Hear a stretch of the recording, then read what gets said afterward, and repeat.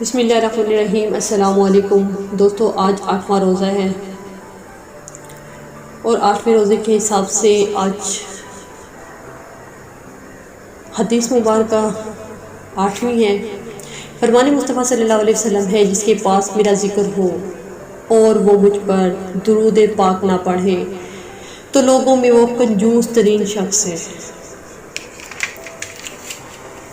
دوستو، ماہ رمضان کا خوبصورت مہینہ ہے، تو کیوں نہ آج ہم اپنے پیارے آقا صلی اللہ علیہ وسلم کا ذکر کریں کہ جیسے ہی ماہ رمضان کا بابرکتوں والا مہینہ شروع ہوتا تو ہمارے پیارے آقا صلی اللہ علیہ وسلم کا کیا عمل ہوتا تھا۔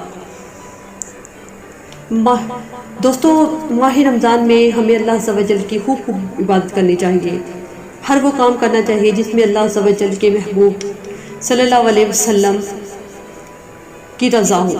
اگر اس پاکیزہ مہینے میں بھی اپنی بخشش نہ کروا سکے تو کب کروائیں گے؟ ہمارے پیارے آقا صلی اللہ علیہ وسلم اس مبارک مہینے کی آمد کے ساتھ ہی عبادت الہی عز و جل میں بہت زیادہ مگن ہو جایا کرتے تھے۔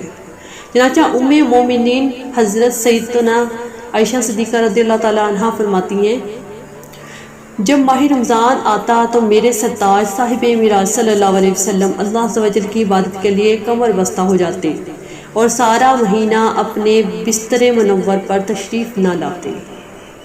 مزید فرماتی ہیں، جب ماہ رمضان تشریف لاتا تو حضور اکرم صلی اللہ علیہ وسلم کا رنگ مبارک متغیر ہو جاتا اور آپ صلی اللہ علیہ وسلم نماز کی کثرت فرماتے اور خوب گڑ گڑا کر دعائیں مانگتے اور اللہ عز و جل کا خوف آپ صلی اللہ علیہ وسلم پر طاری رہتا۔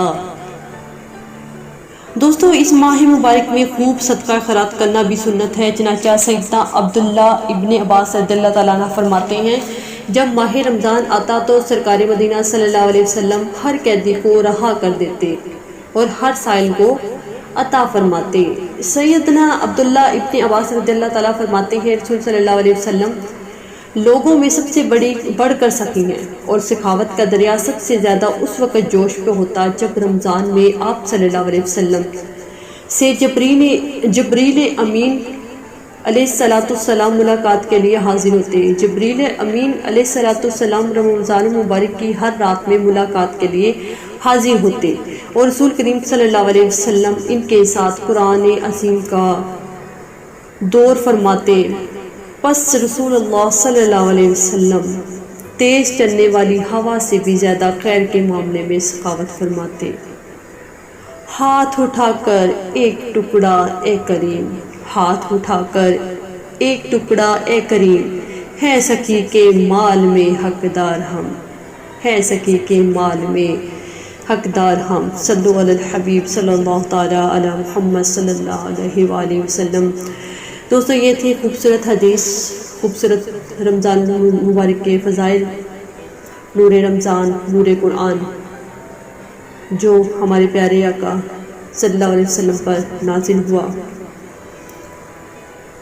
اور اللہ تعالیٰ نے ہم پہ عنایت کی یہ مہینہ عطا کر کے۔